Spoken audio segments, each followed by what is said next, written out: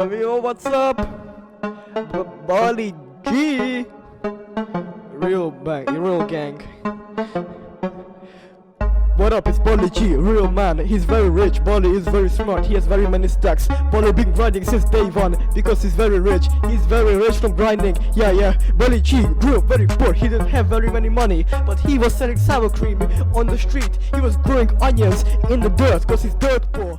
In mid-2000, Alex Jones would release the film Police State 2: The Takeover. It being the sequel to his critically acclaimed Police State 1, dropped in late 1999. Let's begin.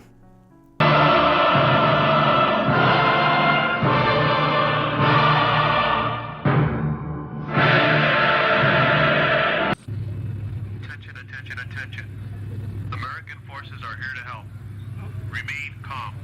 We will not tolerate civil disobedience. Hello, I'm Alex Jones, and I'm a radio and television host based in Austin, Texas. And for many years, I've been exposing the criminal activities of the global elite, otherwise known as the New World Order. The newest film you're about to see is Police State 2: The Takeover. Now, in past films, we went in depth showing the merger between military and the police under the control of the FBI and the ever-growing, powerful central government. In the new film, we're going to show you the result. The military out serving search warrants in 77 Texas counties. That's right, civilian search warrants. We're not talking about Mexico or Russia. We're talking about Texas, USA. The military running checkpoints in Granger County, Tennessee, random on the nation's highways. Not looking for spies or axe murderers. No, just making sure that you haven't been out drinking and driving or using drugs. It's a drug war, you know. Then we'll go into who's bringing in the drugs, the CIA, and who they're working for, the big foreign banks. My friends, all of the key indicators of a nation in massive decline are being manifest in front of our eyes right now as we speak. In North Carolina, the FBI, the BATF, and Pinkerton Security Corporation have created a public-private operation with the state. They plan to make it go worldwide, not just nationwide, in the next few years, implementing the global government through the public schools, through the government training centers. They have the children tattling on their parents, their neighbors, their peers in school, and getting rewards for it, CD players, toys, and discount credit cards. Everything you would expect to see in Nazi Germany or Russia. My friends, this is the battle for the Republic. It's a hardcore battle that we've all got to face, that we've all got to get involved in. Just a few weeks ago, in March of 2000, Admiral Moore, former chairman of the Joint Chiefs of Staff, called for all Americans, black, white, young, old, it doesn't matter, to engage in the information war or we're going to lose our country. The globalists see this nation as a shining jewel, to be subdivided, to be strip-mined socially. It's time for all Americans to wake up, to energize and get involved. In past films, I've implored the public to take action, to make copies of these documentaries, to give them to their police chief or their sheriff or to their local politician. There are many ways to get involved, and at the end of this film, we're going to have some solutions, very important solutions, different ways that we can get this country back. And yes, face it, my friends, if we can't get it back in an information capacity, if the corruption, if the criminal activity continues, if the government continues to drive forward in their mad desire to disarm the American people and complete our journey towards slavery, it will become physical. Let's hope that doesn't have to happen in the next few years. And one more positive note. Take my last film, Police State 2000, or the one before that, America Destroyed by Design. I requested that my listeners and my viewers from my television show in Austin and my radio program, as well as my nationally syndicated broadcast, make copies of my documentaries, to play them on Access Television, to show them to university or high school students. The effect has been massive. The effect has been massive because of you, not because of me. I bring you the evidence. You check it out. Again, don't believe what I say. Document and research the different things you're about to see. And when you find out it's real, I know that you'll fight it with even more earnest. I can't even do a radio interview now, and I do between 5 to 10 a week, without callers calling in who have seen my films. And guess what? Very few of them ever got them from me. They got them from you. And I wanted to publicly, here in the new film, thank all of you. God bless, my friends. It's a battle for the Republic against dehumanization and total slavery.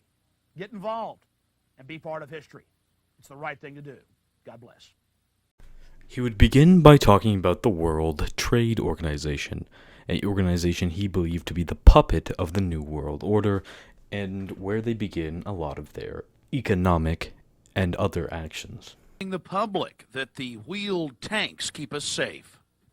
But first, we have to examine the World Trade Organization, the WTO, to understand what happened in Seattle.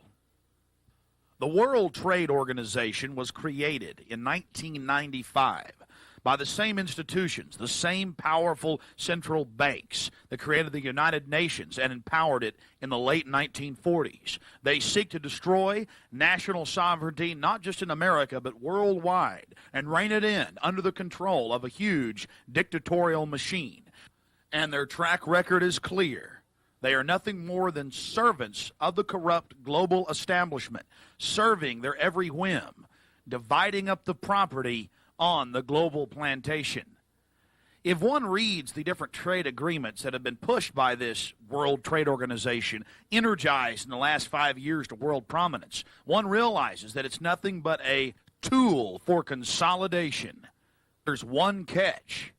In recent years, the WTO, since its inception, has come across incredible opposition worldwide because of its obvious authoritarian implications. That's a hard thing to deal with when you've got highly motivated people that have real complaints and valid issues. How do you deal with it? Well, you simply call in your friends, the left coast communists posing as anarchists under Delta Force direction. Broke windows at the Gap, they're smashing windows at McDonald's, they're dumping over garbage cans. And they are very angry again and hostile. We're seeing more clashes with other protesters telling them to stop because they're giving everyone a bad name. None of the protesters, the legitimate protesters down here, want any of this kind of action. And they are very angry. So right now, knocking at the newspaper. Megan, any sign yet of police trying to track them down? Riot police anywhere. They're going like they're breaking the bank window here at U.S. Bank. We got to get out of here. We're going to run up the street because if they see us, they attack us. And so we're keeping a safe distance away from them. Several police officers have told us because they were assigned to control the protest crowds, they weren't allowed to break ranks and to stop the Black Bloc. So the group just continued destroying property for nearly an hour. What's wrong with this picture? If the police are supposedly there to protect the public and property, then why? Why did state police, Seattle police, as well as the feds, stand back and allow the anarchists en masse to run around and throw bottles at police, cones, rocks, you name it, and assault private property as well as members of the general public? Because they needed someone to demonize the rest of the good demonstrators. Now, my friends, this is an old tactic throughout history. If you have opposition, you simply demonize them by creating your own crisis, your own massacre or terrorist bombing or incident, and then blaming it on your political opponents. When you have 50, 60,000 peaceful demonstrators out exposing the corruption, how do you neutralize them? Well, you simply send in your boys to create a crisis to offer a solution. Now, we're not saying that local police knew what was going on. Certainly not. They just were following their orders, which is frightening in and of itself to let a bunch of anarchists, 30 or 40 of them tops, run around and burn and break things because they were ordered to do so. We're going to play you some little clips from newscast and some amateur video. Then we'll move into even more evidence that this was a government action. You see, the anarchists were actually given their own operations base, even during the curfew and civil emergency that was declared after their attacks. Boy, that was a good excuse to clear the streets. Halfway through the film, Alex Jones would visit Porter Junior High, a school in Austin, Texas, that he believed was being turned into a re-education camp or a prison. Long before Columbine, we were out on the scene in Austin, Texas, exposing what was happening to the middle schools. They're being turned into mini prisons. Oh, and guess who's behind it? Keeping our children safe again. The Federal Emergency Management Agency. Our children being brought up in a police state mentality. Thumbs scanning to get driver's license, cameras on the street corners, cameras inside the schools, and fences around the schools. All part of federal schooling. And again, Clinton wants to expand this even further. What type of society are our children growing up in? Big Brother. They're going to take good care of them. Well, here we have it, keeping the youth safe. Locked from the outside, locked from the inside. Again, this is the village, Hillary Clinton's village. This is reminiscent of the Soviet Union. Well, here we have some more of the security precautions to keep the children safe. We have the steel grating on the windows. Again, all part of keeping the children safe for all time to come.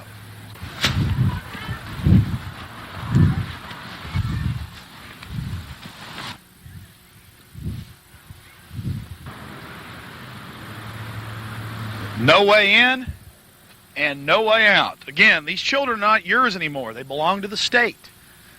We see the loss of parental rights accelerating. And of course, the test scores drop. We see President Clinton vetoing vouchers, people taking their own tax money and sending their children where they wish. Where is choice with big government? It's non-existent. We're not attacking teachers here. We're attacking the central government. We're attacking what they're doing to our youth, the pattern of history being replayed time and time again. Again, one of many such doors. Come on.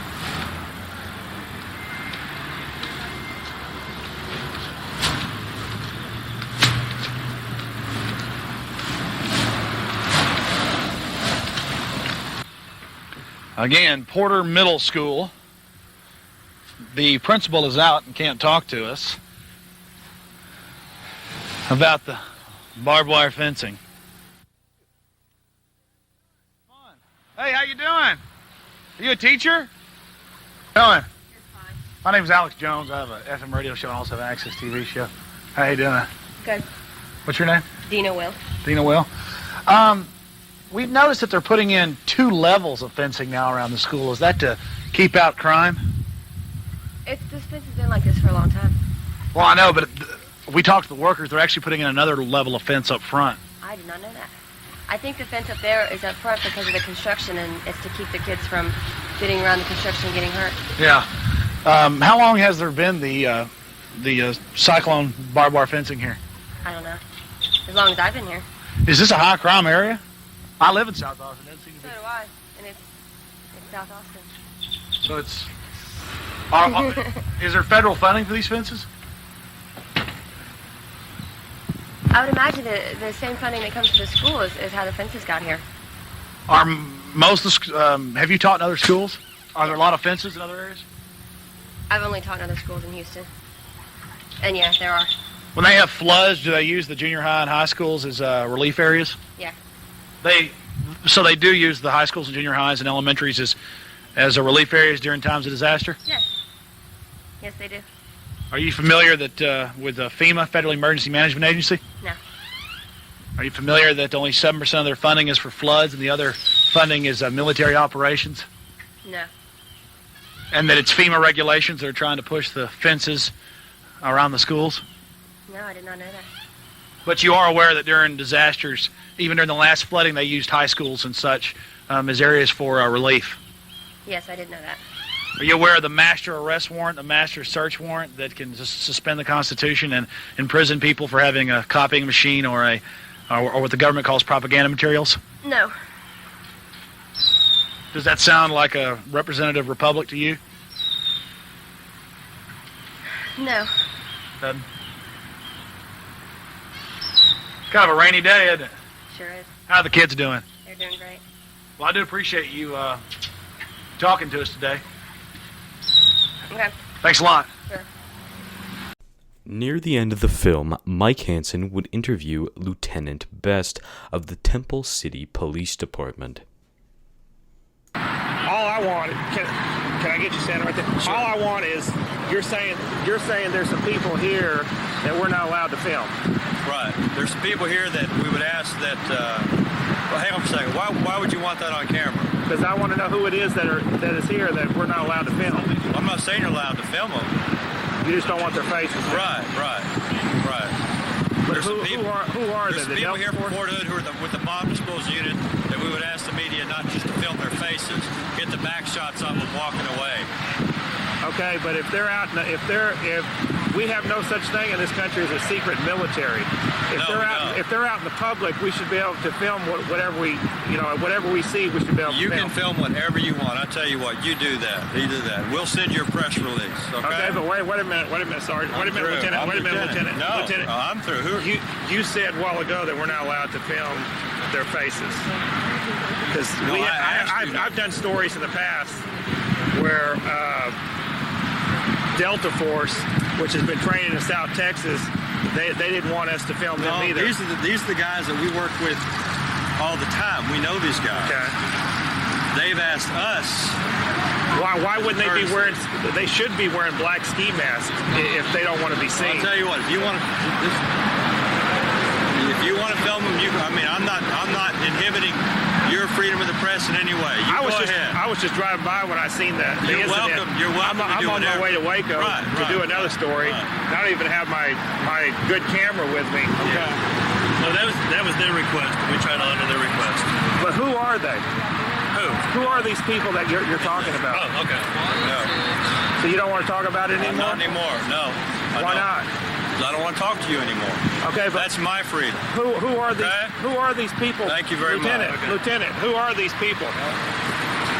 After more of the same information and showing police officers and military people working together, Alex Jones would end the film with a call to action. Friends, you know there's a serious problem in this country. Now it's time to take action. And to do that, you'll need real solutions, not phony crises created by the federal government. All across the nation, there are ways for you to get involved. One of those solutions to educate and mobilize the public is Access Television. That's where I got my start 7+ years ago in Austin, Texas. The entire town, all those that have cable, are able to watch the show. We've changed the minds of literally tens of thousands of Austinites. You can make TV. You can get involved. It's a lot easier than you think. Believe me. Well, media is power. I've said that 100 times.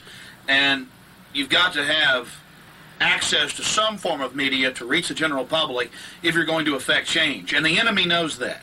And that's why they've got a stranglehold on it. That's why I talk about information war. You've got to get involved in the information war, and micro FM radio is the place to be. Everyone has an FM radio in their car or their home, and because of the low cost, it's springing up across the nation. Tens of thousands of low-power transmitters are serving their communities with powerful information and energizing the nation. Another tool that has the globalists and control freaks on the run is the internet. My site, after 14 months of operation, now receives 9 million visitors a month. I suggest everyone get involved. But if you're not computer savvy, you can at least make copies of my documentaries and air them on Access Television. Give them to your friends, your family, your neighbors. Show them to your church or your school. It's all about educating the public and becoming your own press, America. The Achilles heel of the establishment is their enforcers. If you can educate police about the reality of what's happening, most of them will not want to go along with this criminality. You can also educate the public by calling into commercial AM and FM radio shows. And, of course, if you see wrongs in your community, right them. Be leaders in your community. When a World War II veteran was going to have his home bulldozed by the city, we built him a new house. They destroy it, we rebuild it. Kind of reminiscent of Waco back in 1993. We thought what happened there was horrible, and we brought forward the evidence. And then we decided to go ahead and rebuild them a new church. And guess what? People from around the country got involved, and we were able to build them a new church. That's the volunteer spirit. And whenever tyrants come into your town or city, it's important to confront them, whether they're politicians or bureaucrats. Over 4 years ago, I was interviewing former and current CIA officials about the Delta Force murdering people at Waco. They were extremely concerned. That's now been borne out in the Dallas Morning News and other publications. When are you finally going to come clean about the mass murder and using high-level special operations killers to kill Americans for publicity? Very important. Number one, about the Delta Force. Number two, Senator John Danforth, your special counsel. How can he be independent, as you and others have said, when he is appointed by you to investigate you? That's the questions. Thank you.